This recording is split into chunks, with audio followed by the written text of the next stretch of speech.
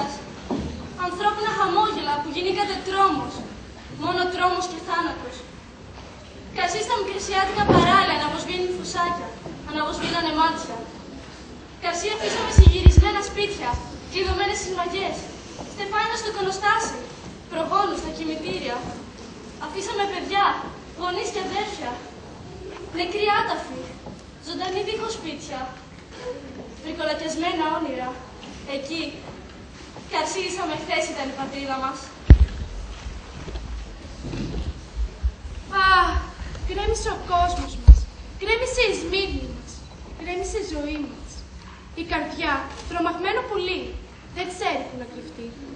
Ο τρόμος, ένας ανελαίητος καταλήτης, άδραξε στα νύχια του εκείνο του πλήθους και το αλάλησε. Δεν φοβάσαι το θάνατο, φοβάσαι τον τρόμο. Ο τρόμος έχει τώρα το πρόσταγμα. Τσαλαπατά την ανθρωπιά. Αρχίζει από το ρούχο και ίσα με φτάνει στην καρδιά. Αχ, ο τρόμος. Όποια γλώσσα κι αν μιλάς, λόγια δεν θα βρεις να τον περιγράψεις.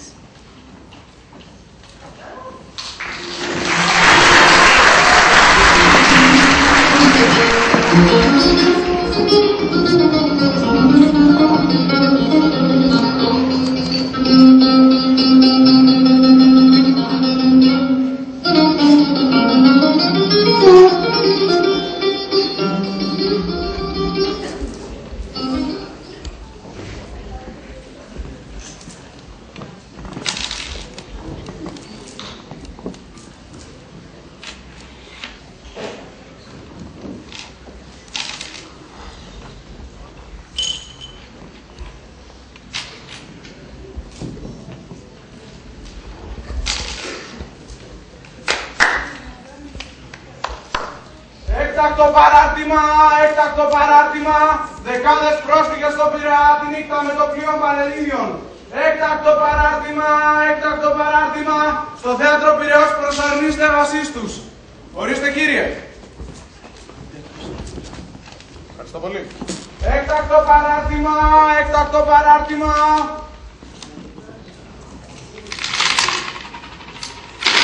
Τι είναι τούτη?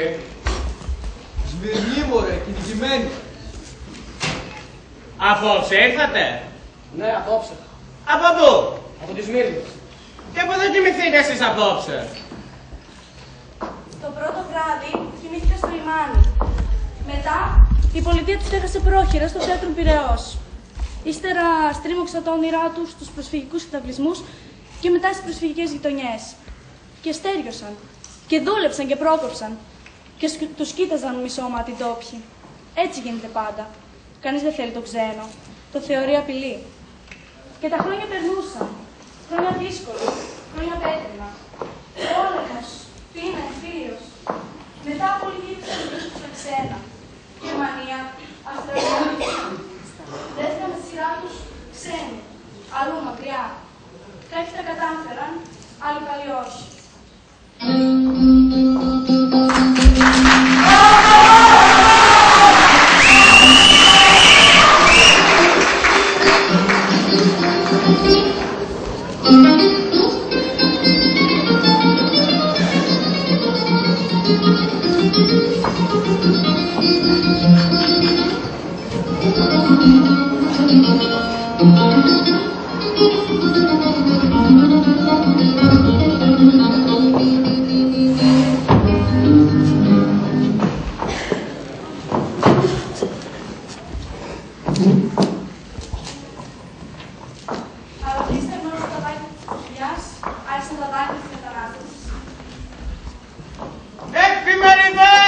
Εφημερίδες!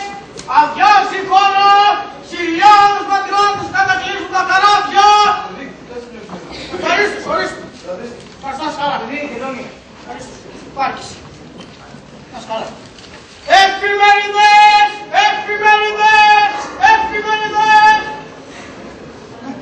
Άκου εδώ. Ο ερχόμενος Εκμενβούρης κατέπλεψε χθες 14 Δευτέρου εις Πειραιά το υπεροτζάνιο Πατρίς, τερματίζον το πρώτο του ταξίδιον της νέας γραμμής Ελλάδος-Αυστραλίας μετεπιστροφής. Το υπεροκεάνιο, το οποίο τήρησε 9.500 μίλια μπράβο στις 23 ημέρες κατά την κάθοδόν του, και 22 κατά την επιστροφή μετέφερε χιλίους Έλληνες μετανάστες στην Αυστραλία και 189 ομογενείς εξ Αυστραλίας στην Ελλάδα. Το πατρίς θα αποπλέψει κτηριός για την Αυστραλία πλήρες επιβατών την Τετάρτη 28 Φεβρουαρίου. Άκια, για φαντάσου, άνοιξαν οι δρόμοι για την Αυστραλία. Γραμμή Ελλάδος Αυστραλίας ΑΕ. Έδρανη Πειραιή. 25 Οκτωβρίου, Ελλάς-Αυστραλία για το ασφαλιστέρο ελληνικού υπεροκεανίου πατρίς. Ταχύτητος 18 μιλίων. Πώς έρατα. Πλήρες σύστημα αερισμού, μερικών σύστημα κλιματισμού. Δεκτή επιβάτες καμπίνας πρώτης και τουριστικής θέσεως. Μονοκλίνους, δικλίνους, τρικλίνους και τετρακλίνους. Εμπορεύματα, δισκήτη και ψυγεία. Πληροφορία και εισιτήρια εισάγονται τα γραφεία ταξιδίων. Κοίτα εδώ. Κώστα, το αποφάσισα. Θα φύγω. Δεν με παίρνει άλλο εδώ. Έχω ετοιμάσει ήδη την αίτησή μου στη Διεύθυνση Μεταναστεύσεως. Εσύ που είσαι γραμματιζούμενος. Πες μου, το έγραψα καλά.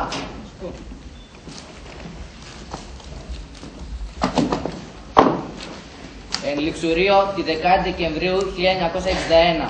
Προς τα γραφεία της ΔΕΜΕ. Καλημέρα σας.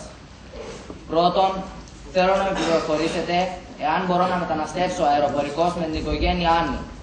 Με το καράβι όχι, διότι φοβούμαι και είναι μακρύ το ταξίδι στη θάλασσα.